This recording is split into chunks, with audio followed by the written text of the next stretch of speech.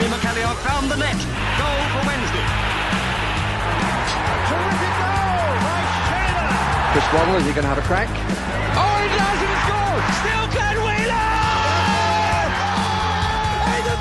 Wednesday. Is there time for a winner?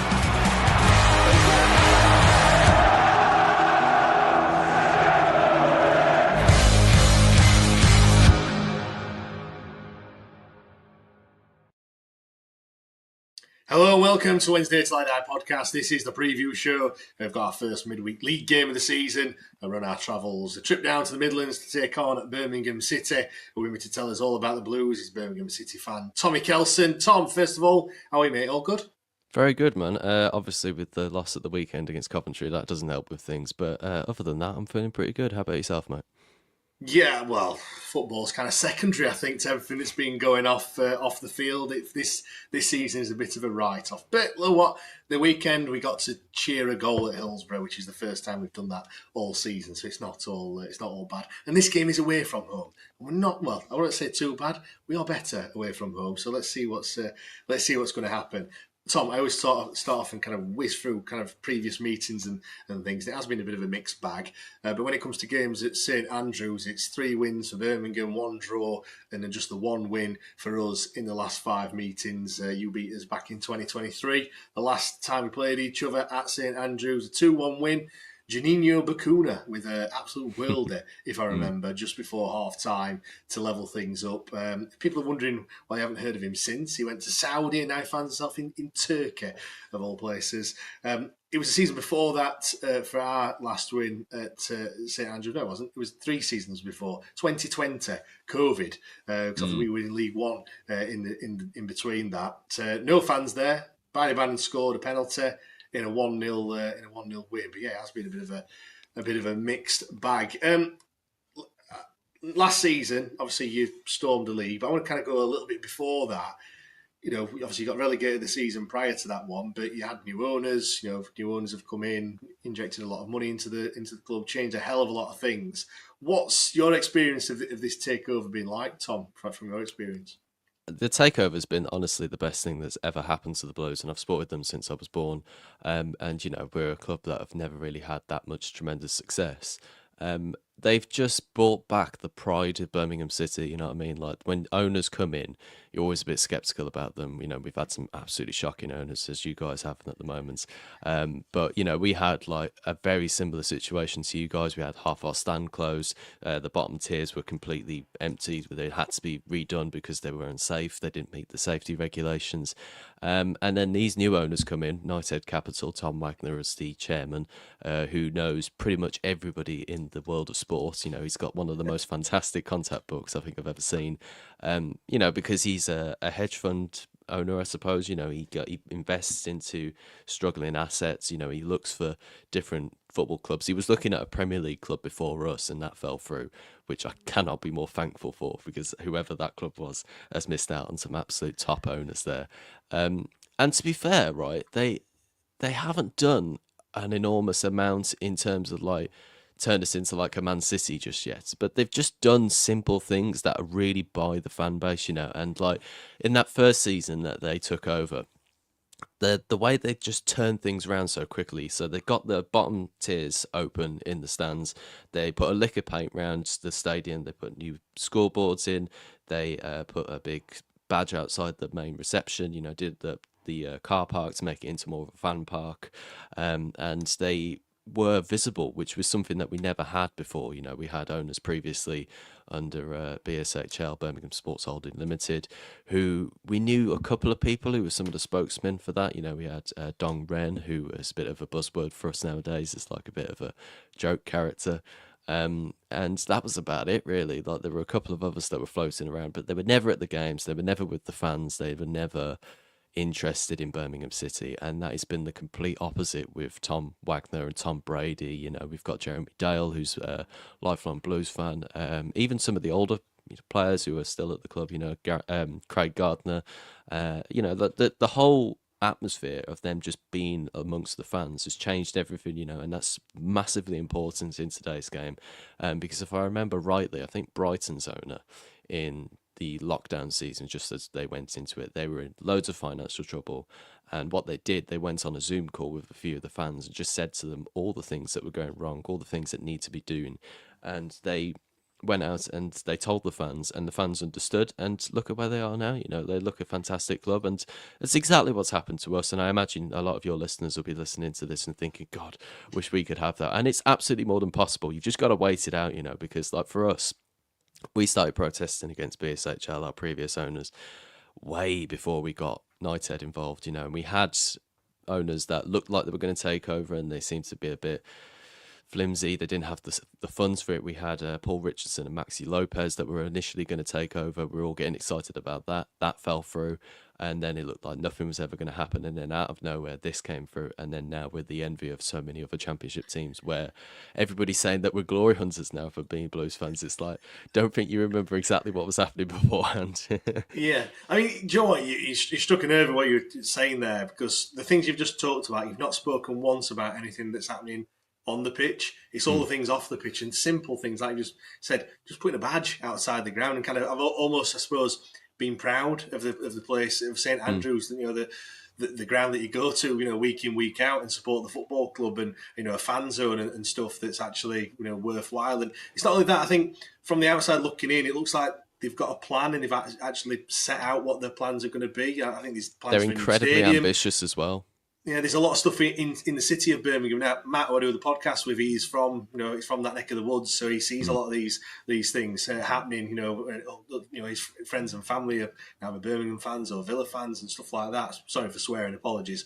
But he's, the kind of the infrastructure, and actually the city of Birmingham is a lot better place because of these people that have come in.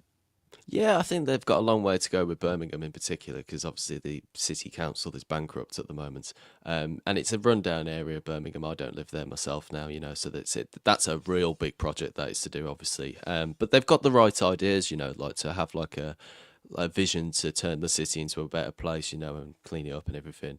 That's massive, because obviously the football club is a massive community aspect of that. So they are, like I said, they're incredibly ambitious because they think of these things. And it's the same for Sheffield as well, like they're a massive city full of different people and everything, and like the football club, obviously you got a two-sided club in the city, obviously, as we do, we have Villa as well.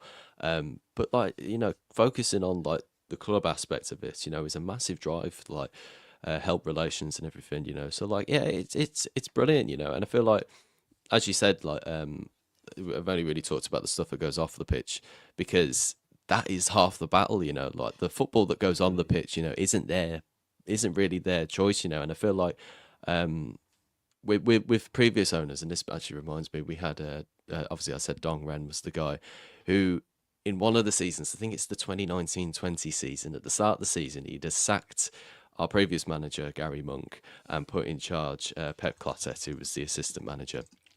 And he was pictured in a full tracksuit on the training pitch. I was like, who is this guy? It's like he's just meant to be like the owner and everything, and he's sat on the side of the pitch just trying to pretend as if he's in the training session. So like, the owners keep out the way of that sort of stuff. They give the full regards over to Chris Davis, the manager, who does a really good job, and he's had some tough performances recently, but he's a fantastic manager, and he's really turned this team around.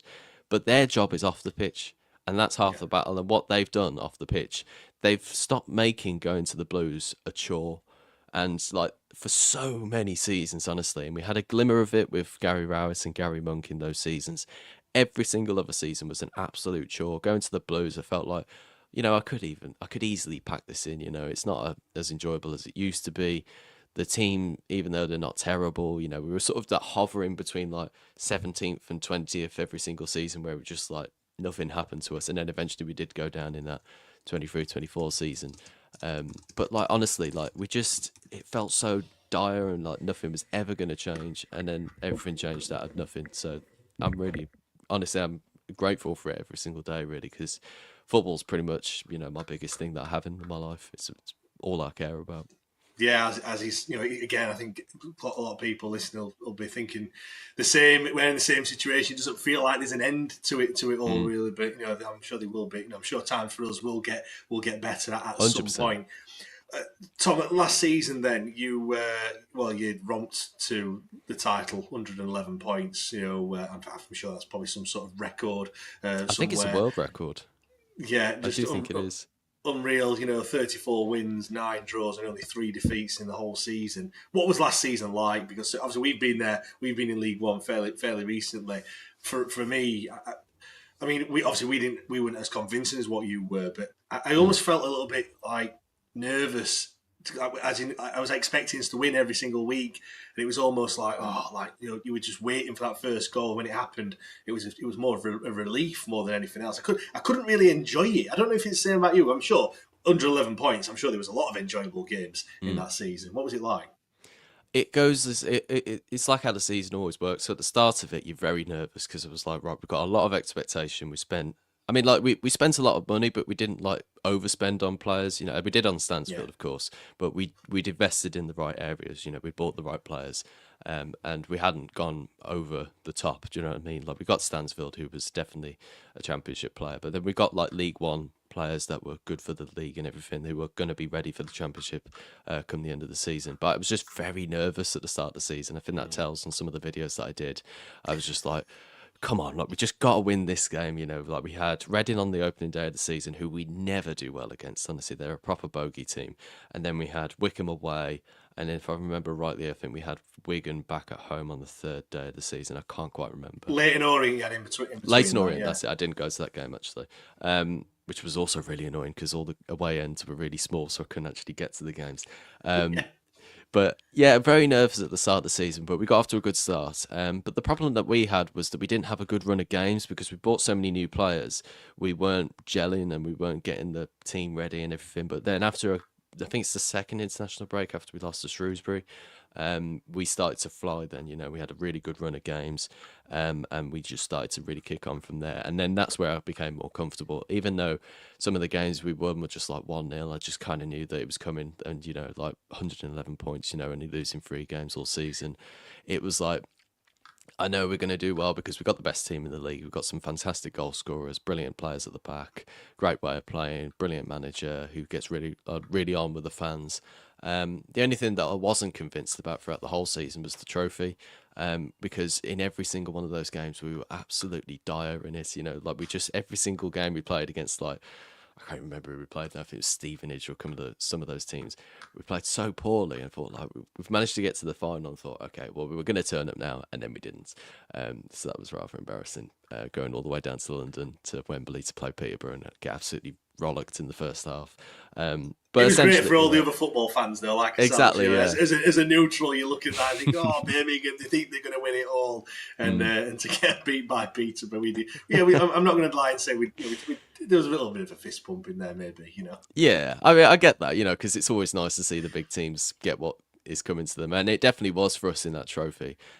We were never the best team in that competition, so I feel like Peterborough were deserved winners. I was just really frustrated by the way that we did in that competition. But in terms of the league, we were the best team by an absolute mile. And yeah, I mean, like it set up for a fantastic feel-good factor around the club, even if it was League One, because, like I say, like we had those seasons just like from 17th to 20th where we just didn't do anything.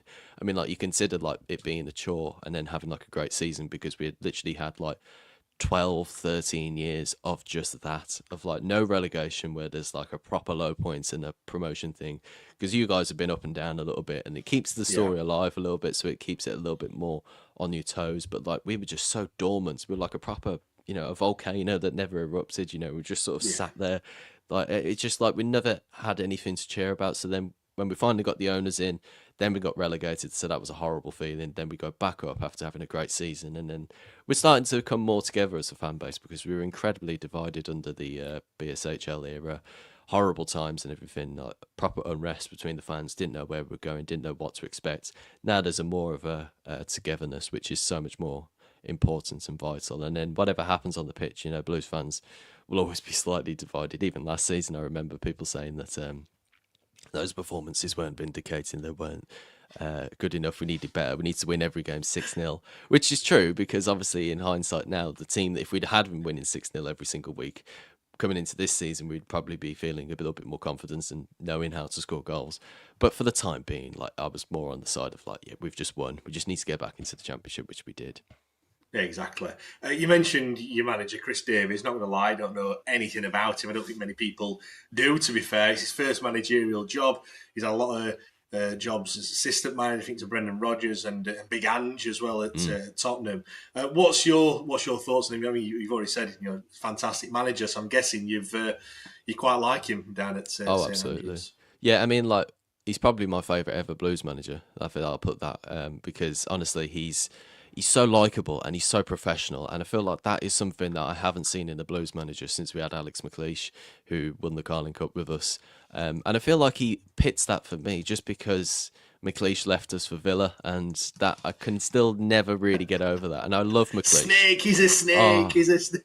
It proper devastated me. I mean, I was about 7 or 8 at the time, so I grew up idolising the guy and really loved that team.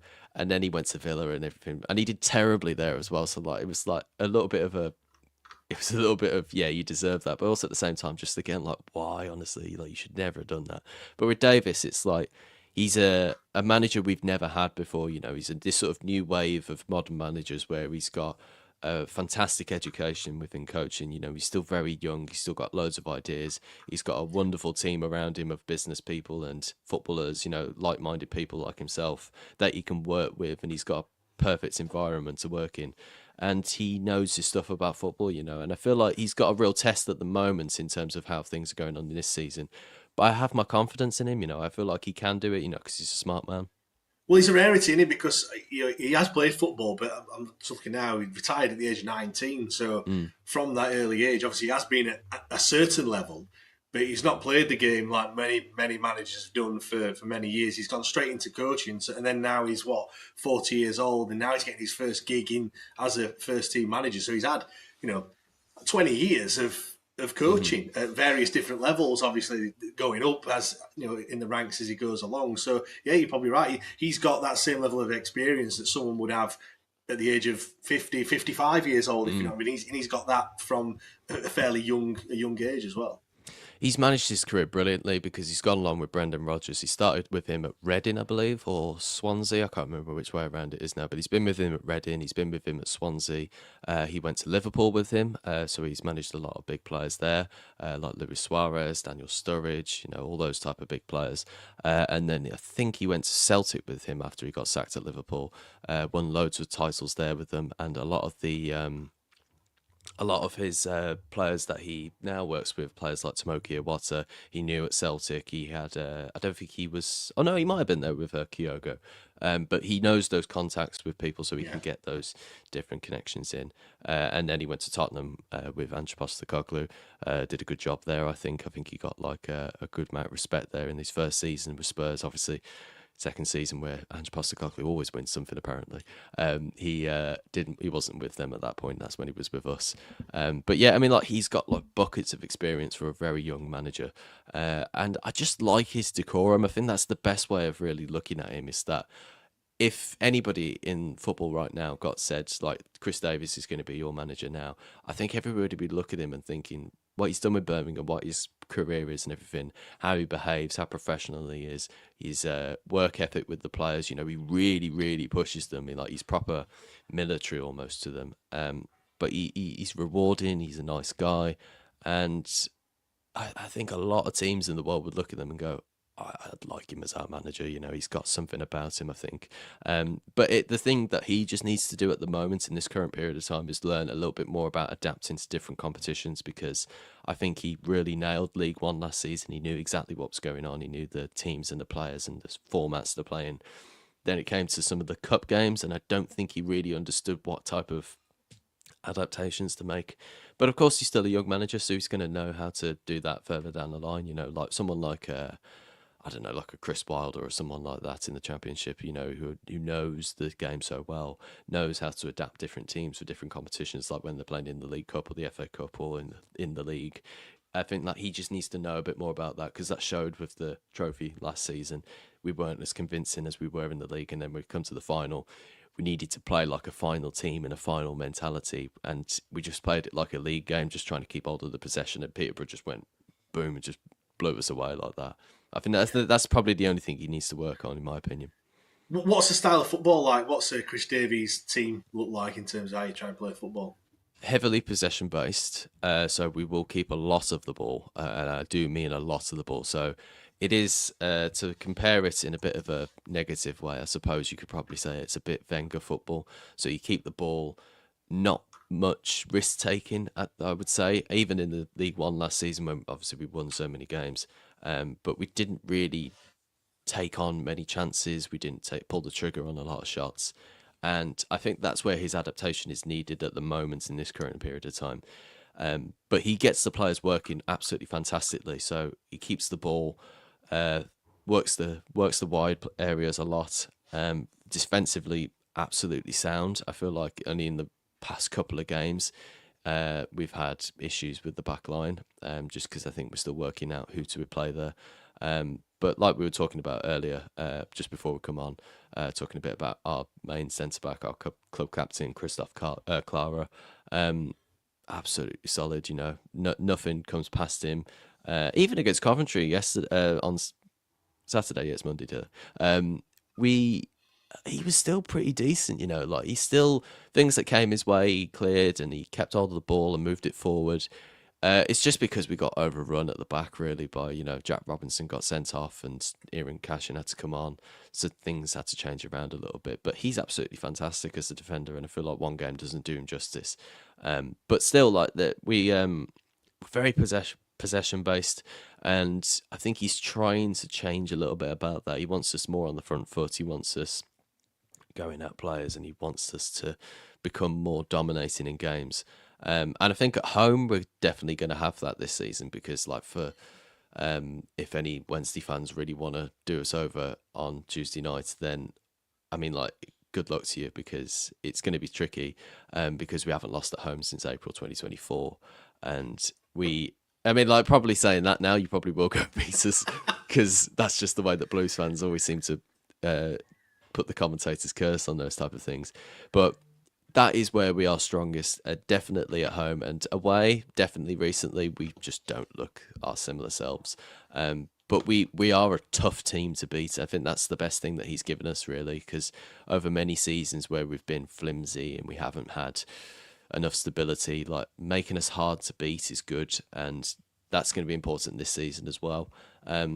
But the only things I would really say about this team, that what we need to start doing, and what other teams have been exploiting us over the past couple of weeks, we don't shoot enough. We do not take shots on. We're very hesitant. We don't take on risks. We like things going in a certain format. So if we haven't got any options going forward, we'll turn back and keep the ball, be very safe about it, rather than doing what I would prefer to do, which would be to take a player on, try and get past him, maybe win a foul, take a shot on, maybe test the keeper. If anything comes out in the rebound, we can get up that.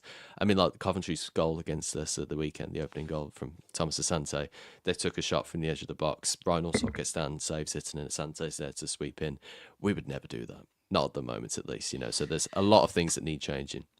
Yeah, I'm just looking at some of the numbers. I think it's only one game, which was Saturday's game against Coventry, where your possession has been less than 50% this season. So all the others have been quite dominant. And just to kind of back up what you're saying about not taking shots. Yeah, not many. I think there's only 5 or 6 teams that have had less shots than you so far this season. Even we've had more shots than what Birmingham City have had so far as well, and also not many on target either. So you need to get honestly, I think it's about shooting boots on.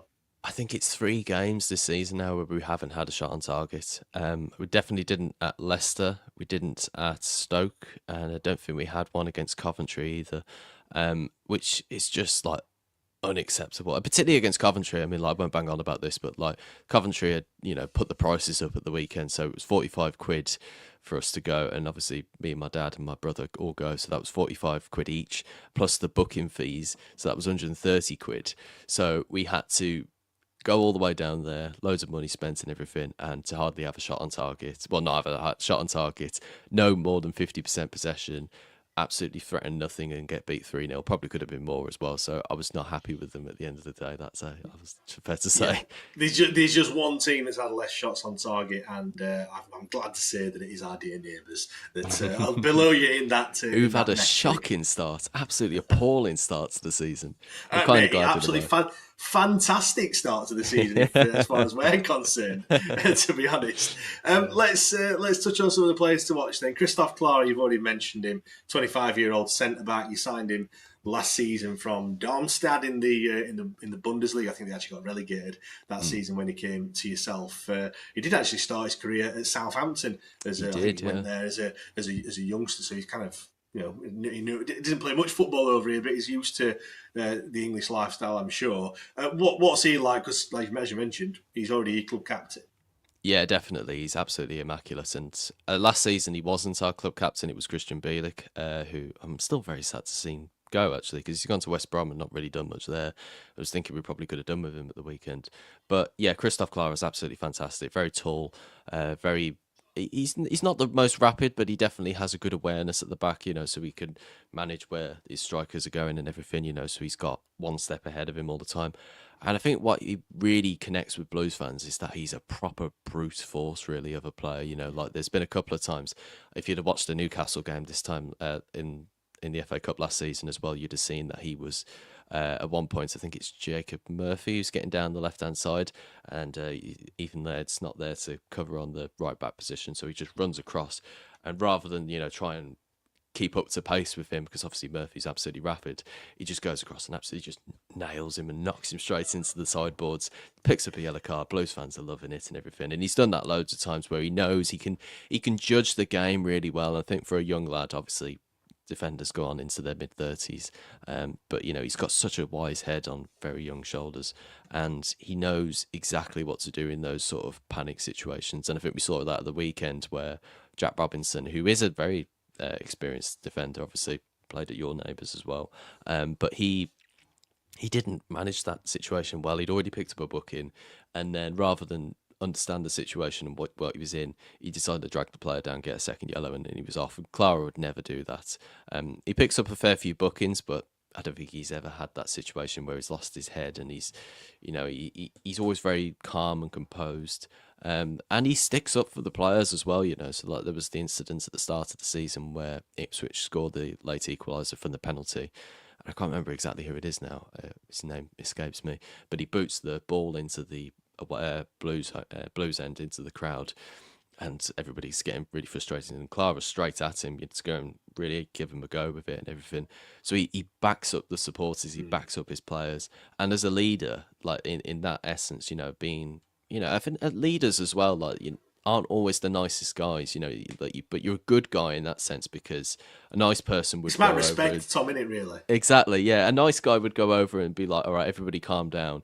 But a good leader would go over and just go like, nah, forget that. I'm just going to go over and tell him, because like, he wasn't like overly aggressive or anything, he wasn't like throwing punches or anything stupid like that. But he was up in his face. Oh, I can't remember his bloody name. I can't remember who did it now. But he just went straight over. It weren't kind of Chaplin, were it? Or he'd already might gone, have been Chaplin, yeah. But I don't know if he'd already gone or not. But yeah, I know it was Hurst who scored the penalty, because he was at Sheffield Wednesday as a youngster. Another player I've picked out, the obvious one, Jay Stanfield. Looking at his numbers, has he found it difficult this season? Because you've already mentioned about shots. He's only had 12 shots, so far this season, only 2 on target. However, those 2 have gone in. He has scored 2 goals so far. Just kind of a comparison for us, Bailey Cadamarteri is the highest ranked player in that metric with 13 shots, 3 on target, and just the 1 goal, just to compare. Because sometimes you give those stats and you think that sounds absolutely shite, but actually, like it could be, it could be actually quite decent. But what's he been like this season? Has he struggled to get going, or has he been doing all right? It's the weirdest thing, because at the start of the season, in the opening 2 games against Ipswich and Blackburn, we looked a very different side. We had a lot of intensity going forward, and he was looking really sharp. The press on the back line was doing really well, and he, as an individual, he works his absolute socks off to go and hunt down players and put the pressure on. And he really showed that in the opening 2 games. He got his goal against Ipswich. He scored in the League Cup game against Sheffield United, and he also scored a penalty against Blackburn. So it started the season really well, and he's just disappeared since then. He's not had the same press. He's not had the same finishing. He seems to be pulling a lot of his shots, not taking them on, and just disappearing for a lot of the game at the moment. So I'm not entirely sure what's gone on there. I feel like the whole team have done that recently as well, though, because we started the season brilliantly. 2 wins in the opening first games, really competing. We got through to the next round of the Cup. Then we lose to Port Vale, where Jay comes on as a sub, but doesn't really do much of impact. And, like in a game against Leicester, again, was absent for that. He doesn't seem to be there at the moment. I can't quite put my finger on what's going on with him at the moment, but I really rate the guy. I think he's got an incredible amount of talent. I think he's incredibly driven, and he's got a fantastic story behind him. Obviously, what happened to his dad back in 2010, he sadly passed away. He's got that drive to go and create a legacy for himself and make his dad proud of him. And I feel like at the moment, I don't think he seems to know what's next, maybe, or something like that. I was saying this time last season, actually, that I think he needs to have a bit of a bulking up session, maybe, because he still looks a bit... I don't want to over criticise him or anything like this, but I just feel like he's not got quite the physique that a striker needs in this day and age. I feel like he needs to have a little bit more muscle to him. I think he needs to really get stuck in and really hold the ball up and challenge around players. Because one of the players that we had, who again, like another Sheffield United ex-player, bloody hell, like we've had a lot from you lads. You Scott Hogan, is he going to mention? No. We're talking about Che Adams, who oh right, okay, yeah. Who, when we bought him, he was a bit of a kid, really, very lean, very sort of rapid striker, and then he had one season before his breakthrough season where he really bulked up. And then went on to have an amazing season, scored 22 goals. And that was completely different from the striker that we saw the season prior. I feel like Jay needs that. I feel like he needs that season where he gets really athletic, he builds his strength up, he looks really intimidating and really starts to take it. And one thing that Che Adams did that season that Jay isn't doing at the moment is that every single time he had a vision of goal, he had a shot. And we had James Beattie, again, another one of Sheffield, ex-Sheffield club player, who just told him, like, every single time you see the goal, take a shot, because it could go in. And a lot of goals that he scored that season were from pretty much impossible angles. There was one where, against Blackburn, we just conceded literally in the last minute, and it was 2-1 to Blackburn. And the ball goes over the top, and he holds the ball up, and he's not really got much support. He's right on the byline. He's got the keeper here with the goal just there. And rather than holding the ball up and waiting for options to come, he just takes the shot and it goes through the keeper's legs and it goes in and we equalise and it goes 2-2. And that type of mentality that Che had that season is something I think that Jay needs to take into his stride into this season. And he was getting there at the start of the season. He took on shots. He looked really dangerous. His press looked great. And it seems to, I mean, like, if this is all gone within the first 6 or 7 games, we ain't going to be competing come the end of the season. Do you know what I mean? Like, we need to keep that going consistently. Yeah. And so, it's a real concern at the moment. But on his day, Joe Stansfield is one of the best strikers in the Championship, and he could easily play in the Premier League with the way that he plays on his day.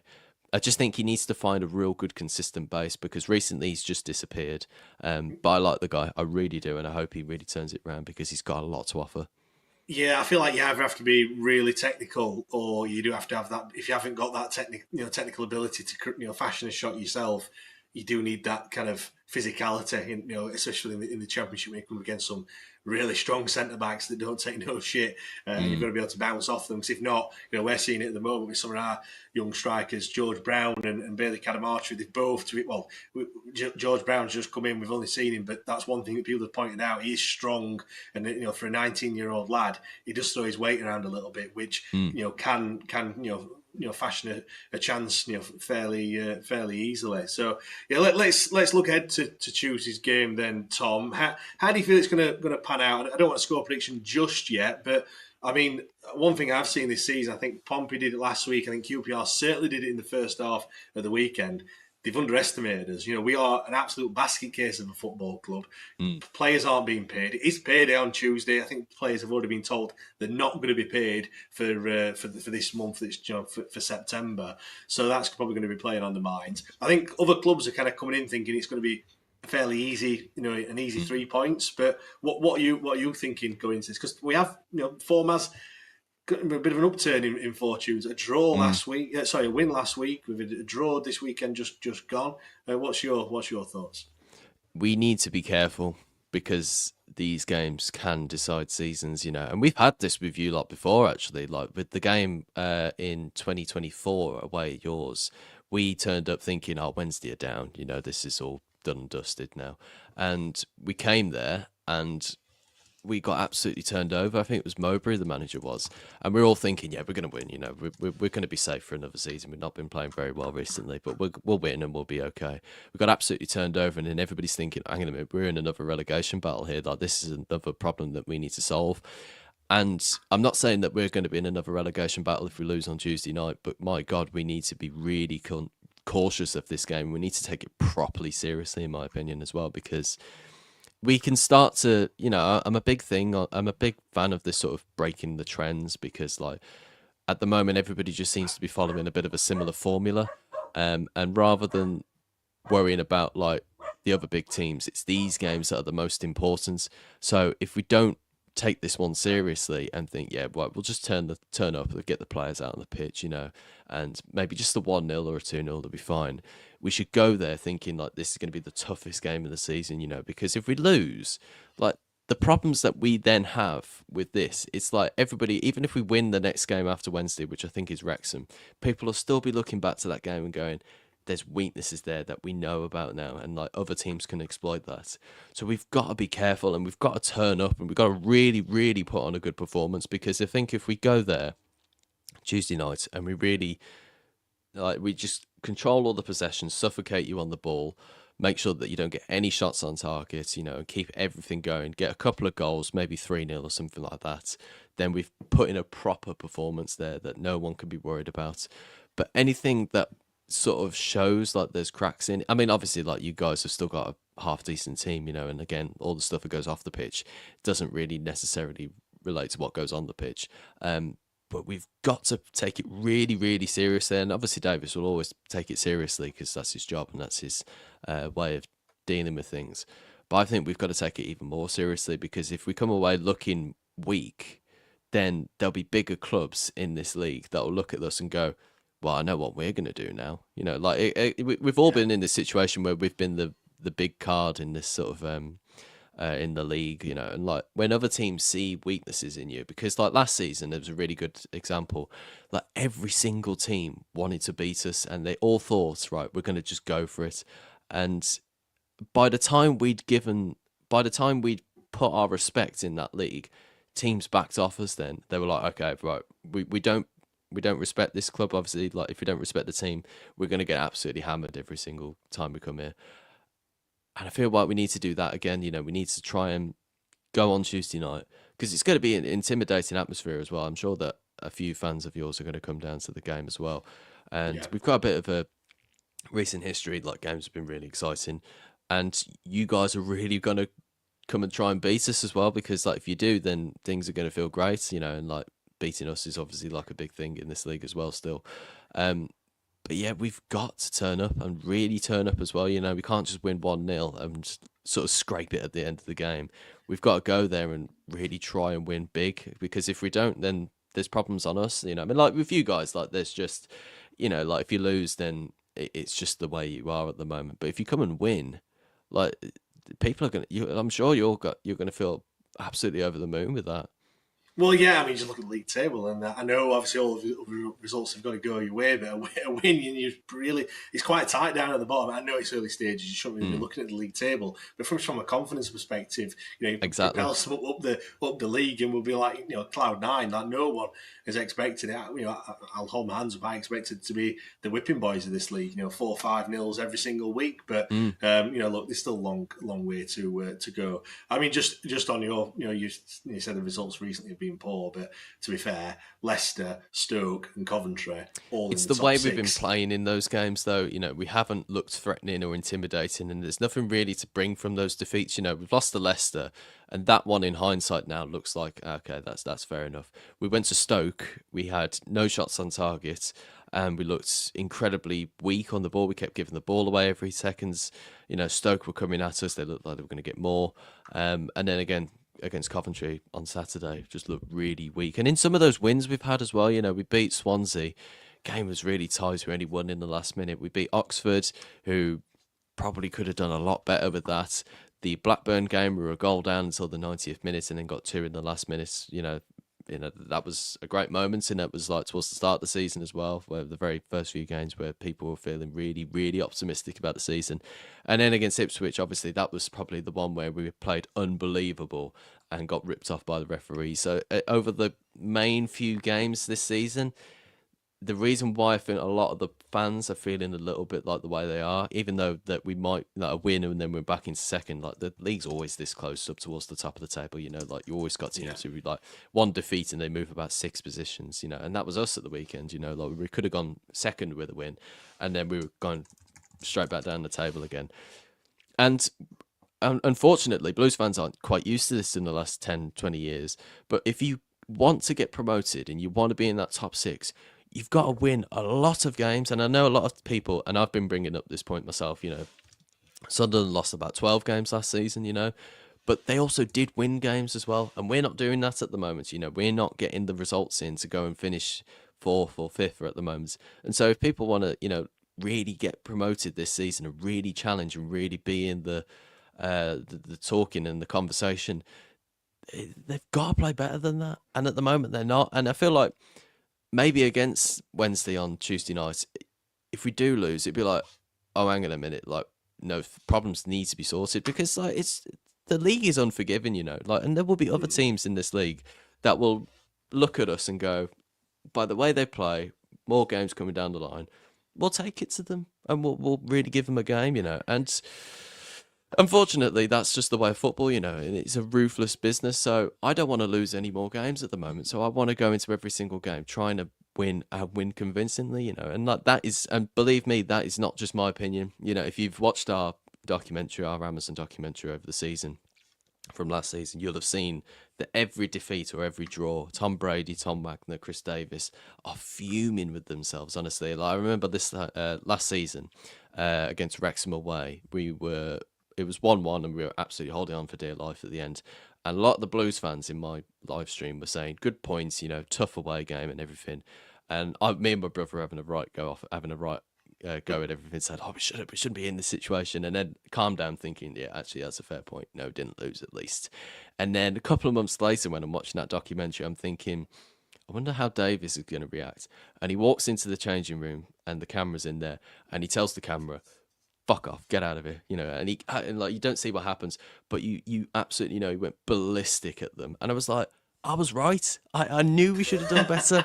I absolutely knew we should have done better. So like that is the way that they're setting up. Davis, Brady, Wagner, everybody in the club are wanting to win all the time. And so anything like the way we performed on Saturday, they're going to be like, that needs to stop, and that needs to stop right now, because we've got big ambitions for this club. If you ask the owners and you see any interviews of them as well, they want to be in the Premier League. They've got massive ambitions for the club. They want the big stadium in the city. They want to be, I think they're really going to aim as well. I think we've got the Euros in 2028, which I think they're going to miss out on in terms of getting a stadium for that. But those are the ideas they've got. If there's big events, big tournaments coming up in the future, they want Birmingham City's name attached to it because it means good for them, good for the club and the city. And if we're messing around, struggling against Coventry in the Championship, they're like, come on, honestly, like, and I'm like that as well now, because like any defeat or any draw, I'm really frustrated with. Years ago, I wouldn't have been, because we were in an absolute basket case. Like now, though, like we've got bigger ambitions than that, so we need to be pushing ourselves. And if we're not pushing ourselves, then the board are going to get frustrated with you, and they'll find other alternatives, because they're cutthroat. We had Alfie May this time last season, who was our top goal scorer, and at the end of the season, we've bombed him out, and we've gone and got someone else, because that's the business we're in. But I like that. I like the fact that they're really pushing us and getting us to do better, because Otherwise, we are just going to be 17th every season like we were for 13 years. So, might sound negative, but realistically, it's ambitious. And when it does happen, when we do finally get back in the Premier League, we'll look back on results like that and go, that was one of the turning points. That was what we needed. Yeah, I mean, there's also that element of like you have to use this kind of momentum and positivity. You can't, some people listening might be thinking, "Wait a minute, you were in League One last season. You're a bit of a mess before that." But you have to, if you kind of wait too long, that it kind of peters out a little bit, and then people get frustrated, and then before you know it, you change your manager left, right, and centre, and then it's just all about talking about rebuild constantly. So yeah, I do totally agree. Tom, go on then, give me a score prediction for tomorrow. What's the score going to be?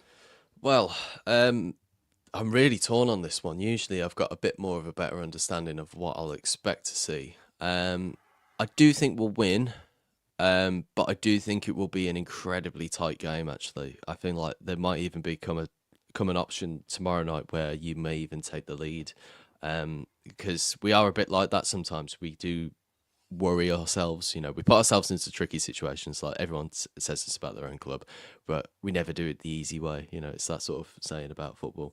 But I think we'll win. I think we'll win 2-1. That's what I'll go for. I feel like you guys might take the lead, and there might be a real uphill battle for us. But I think we can do it just based off what's going on at the moment in terms of you guys. But it might be a rude awakening for us. And I think if we do lose, and I think if you guys come away with the win, I think there'll be a couple of runs, a run of games for you guys in particular, because just basing off how football tends to go, I think if you guys do win, there'll be a few more down the line, I feel like, in the next couple of games and everything. But I think if we lose, that will be the change for us as well. So I feel like we'll go on a better run of form afterwards, because it'll be like a big awakening for both of us tomorrow night, depending on how the results go. But I think if we win, it's good. I don't think it'll be like the proper drive forward into the season. I think we need to do something else in that regard. I think we need like a big win against one of the big top teams in the league, which we don't have in the next couple of games. We've got Wrexham and Hull, so it might be a couple of weeks at the moment. But I think that's what we need. I think we strive on those big games at the moment. Like with Ipswich at the start of the season, with Newcastle last season. We really strive in those big games. We really come into the right element and really attack the day. So I think we need one of those soon. But for the moment being, we just need to keep winning. So a 2-1 Blues, but I wouldn't be... to be honest, I would not be surprised if you guys beat us, because you have been a bit of a bogey team for us in the last 10, 20 years or something. Yeah, a little bit, to be fair. I mean, I think for us, it's just these midweek games are going to be an absolute killer. We haven't got the squad for it at all. I think we've got 13 or maybe even less than that now with injuries, like first team like professionals, all the rest of the kids. We brought two youngsters in who seem to have done okay, in Ernie Weaver and also George Brown, which is kind of added to the squad. You don't really see those. When you're looking at the squad, you think it's just young lads who've not even made the debuts yet. But yeah, that's going to be our worry, and I think we're going to probably have to rotate, and we're going to have to bring players in that are not. The starting 11 is okay, but when you look outside of that, we haven't got any sort of depth whatsoever, and we can't change the game either. So you mentioned about us going ahead. That's probably going to be the best scenario if you take the lead. I think we are going to really struggle to change things and stuff like that. But no, Tom, massive thanks for coming on, pal. Do really appreciate it. It's been very, very insightful. I'm sure people have taken a lot away and a good idea on what Birmingham are going to be like tomorrow. If they want to hear more from yourself, and I'm sure you'll be doing a vlog as well tomorrow at the game, where can we see Sheffield Wednesday beating Birmingham? Don't say that, because everything that gets spoken into existence at the moment. Yes, you can find me on my personal channel at Tommy Kelsall. You can also find me on Twitter and Instagram if you like. You can find me on Twitter at Tommy_Kelsall. And then on Instagram, I think it's Tommy Kelsall. I've done all my socials now, so you can just sort of find me by searching my name, which is always a pain before we have to put like underscores and bloody numbers and everything. But yeah, Tommy Kelsall, you can come find me. Be sure to come subscribe, and if you do win, be nice. It's all football at the end of the day. Do you know what? When it comes to content, sometimes actually a defeat is better, because you do get the opposition so fans true, that is. Coming in and watching your stuff, just to see what the absolute meltdown is like. When you win, it's just the regulars. Look, if you beat us tomorrow, I mean, in the nicest way possible. I don't think there'll be many Wednesday fans watching what your reaction is going to be, personally. No, Tommy, massive thanks for coming on, pal. Do appreciate it. And yeah, all the best for the rest of the season. Thank you, man. You too.